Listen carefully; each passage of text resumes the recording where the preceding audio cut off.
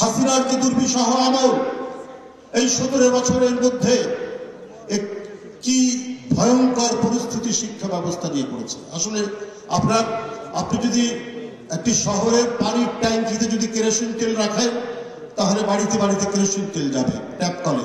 আপনি যদি দুধ রাখেন, তাহলে দুধ যাবে সেই কল ছাড়লে পরে। আপনি যদি পানির ট্যাঙ্কির মধ্যে পানি রাখেন, তাহলে পানি যাবে। আসলে রাষ্ট্রীয় ক্ষমতায় কে, সেটা যদি জনগণের দ্বারা নির্বাচিত জবাবদিহিমূলক সরকার থাকে, তাহলে এটা এই ধরনের ঘটনা যেগুলো ঘটেছে।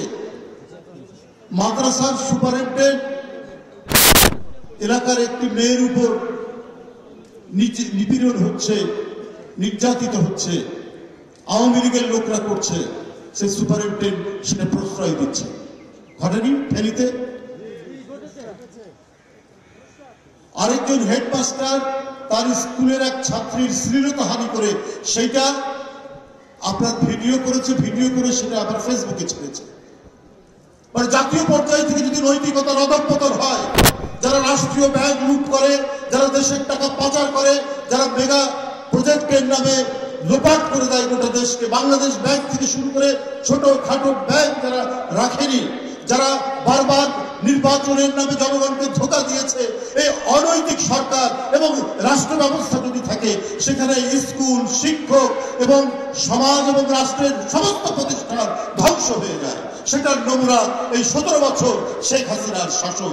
সেইখান থেকে আমাদের সামনে যে ভীষণের কথা বারবার এখানে গুরু ভাই বলেছেন, আমরা যখন শুনেছি, ম্যাডাম যে কাজটি করেছেন এবং আমাদের নেতা তারেক রহমান সাহেব যে ভিশনের কথা বারবার বলেন, অর্থাৎ আমাদের প্রাইমারি স্কুল কিভাবে গড়ে উঠবে, আমাদের হাই স্কুল কিভাবে গড়ে উঠবে, বিশেষ করে এই দুইটা যেটা ভিত্তি তৈরি করে আপনার শিক্ষা, সেই দুইটি আপনার যে স্টেজ অর্থাৎ প্রাইমারি স্কুল এবং মাধ্যমিক, এইটা কিভাবে নতুন করে গড়ে তোলা হবে, নতুন করে এদের নৈতিক উন্নতি ঘটবে, সেটাই হচ্ছে যে কথাটা বলেন, আমরা সেইভাবেই আমাদেরকে বাস্তবায়ন করতে হবে। আপনার বিল্ডিং অনেক হয়েছে, অনেক বড় বড় আমরা কলেজ দেখেছি গ্রামে গঞ্জে, কিন্তু ছাত্রদের যে মূল যে বিষয়টি নৈতিক শিক্ষা, সেটা যদি শিক্ষকের মধ্যে না থাকে, তাহলে সমাজ একেবারে ভেঙে যাবে, একেবারে তছনছ হয়ে যাবে।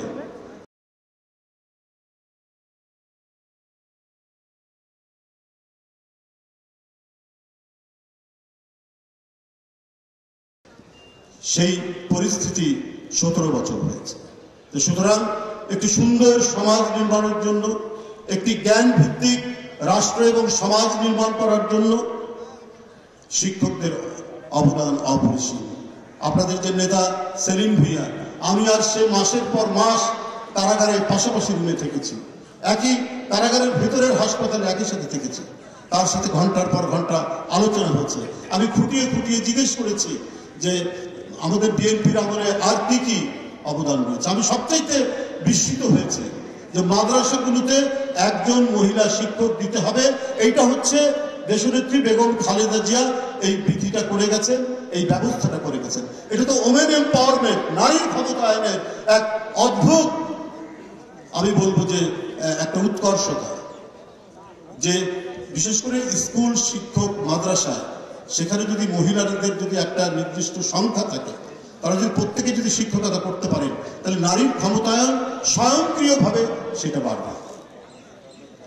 আমরা এই কারণেই বিএনপি আমরা করি কেন, শুধু জিন্দাবাদ জিন্দাবাদ করার জন্য তো নয়, বিএনপির নৈতিক উন্নয়নের যে কাজগুলো করেছে সেটার জন্য আমরা বিএনপিকে ভালোবাসি। বিশেষ করে আপনি দেখুন, আমি বলেছি যে অনেক বিল্ডিং হয়েছে, অনেক কি বলে যে শিক্ষা প্রতিষ্ঠানের নামে অনেক কিছু করা হয়েছে, কিন্তু নৈতিকতাকে ধসিয়ে দেওয়া হয়েছে।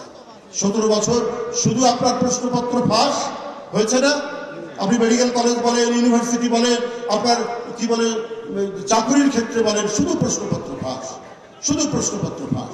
মানে প্রশ্নপত্র ফাঁসের যেন রাজত্ব ছিল শেখ হাসিনার রাজত্ব।